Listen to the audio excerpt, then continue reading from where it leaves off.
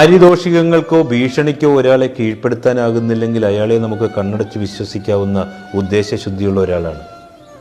സ്വന്തം കാഴ്ചപ്പാടുകൾ അനുസരിച്ച് പ്രവർത്തിക്കുന്നവരെ അങ്ങനെയൊന്നും പ്രലോഭനങ്ങൾ വീഴ്ത്താനോ ഭയപ്പെടുത്താനോ ഒന്നും കഴിയില്ല. സ്വന്തം കാര്യം വരുമ്പോൾ ആദർശത്തിൻ്റെ കുപ്പായമൊക്കെ അഴിച്ചുവെച്ച് കാര്യം നേടാൻ ഏതറ്റം വരെ പോകുന്ന ചിലരുണ്ടാകും.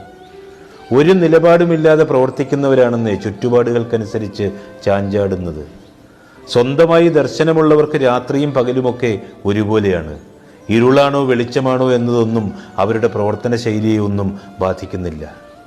രഹസ്യമായും പരസ്യമായും അവർ ചെയ്യുന്ന കർമ്മങ്ങൾക്ക് ഒരേ നിലവാരമായിരിക്കും. കാര്യലാഭം മാത്രം ലക്ഷ്യമാക്കാതെ ഒരാൾ ചെയ്യുന്ന കർമ്മങ്ങളുടെ ആകത്തുകയാണ് അയാളുടെ സ്വഭാവം. കൂട്ടുകാരെ, ഇന്നത്തെ നമ്മുടെ സോമിജിയുടെ വാക്കുകൾ ഇഷ്ടപ്പെട്ടോ? സോമിജിയുടെ വാക്കുകളും എൻ്റെ ഈ കുഞ്ഞു വീഡിയോ ഇഷ്ടപ്പെട്ടാൽ വീഡിയോ കാണുന്നവരിൽ എൻ്റെ ചാനൽ സബ്സ്ക്രൈബ് ചെയ്യാത്ത ആരെങ്കിലും ഉണ്ടെങ്കിൽ എൻ്റെ ചാനലൊന്ന് സബ്സ്ക്രൈബ് ചെയ്ത് വിജയിപ്പിക്കണം കൂട്ടുകാരെ.